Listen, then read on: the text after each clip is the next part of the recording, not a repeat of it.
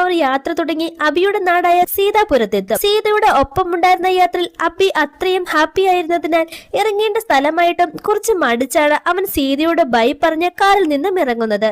സീതയുടെ നമ്പർ അബി ചോദിക്കുമെങ്കിലും എന്റെ നമ്പർ തരേണ്ട ആവശ്യമുണ്ടെന്ന് എനിക്ക് തോന്നുന്നില്ലെന്നാണ് സീത പറയുക. എന്നാൽ അബിയുടെ പാസ്പോർട്ട് കാറിനുള്ളിൽ വീണു പോയിരുന്നു. ഇതവൻ മനഃപൂർവ്വം ചെയ്തതായിരുന്നു. അങ്ങനെ സീത മധുരയിൽ നടക്കുന്ന പ്രോഗ്രാമിൽ എത്തും. അവൾ വരുന്ന വഴിയിൽ പലരെയും കണ്ടുമുട്ടുകയും അവരുമായി ഇടപഴകുകയും ചെയ്യുന്നതിനാൽ കുറച്ച് ലേറ്റ് ആയിട്ടാണ് സീത അവിടെ എത്തിയത്. കാറിൽ നിന്നും ഇറങ്ങിയ സീത മുന്നോട്ട് നടക്കുമ്പോൾ പെട്ടെന്ന് ഒരു ഫയർ ആക്സിഡന്റ് ഉണ്ടായി. ആ ബിൽഡിംഗ് മുഴുവനായും തീ പിടിച്ച് ആളി കത്താൻ തുടങ്ങും. ബിൽഡിങ്ങിന് ചുറ്റും ഉണ്ടായിരുന്നവർ ചിന്നിച്ചിതറി പല വഴിക്കോടും. സീതയും ഓടി വന്ന് അവളുടെ കാറിന് പിന്നിലായി ഇരിക്കും. ആ ഫയർ ആക്സിഡന്റിൽ നിന്നും രക്ഷപ്പെട്ടെന്ന് അവൾക്ക് വിശ്വസിക്കാൻ പോലും കഴിയില്ല.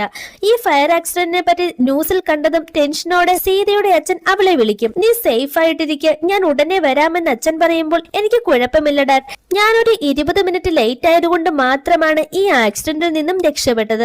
ഒരു മറുജന്മം കിട്ടിയതുപോലെ.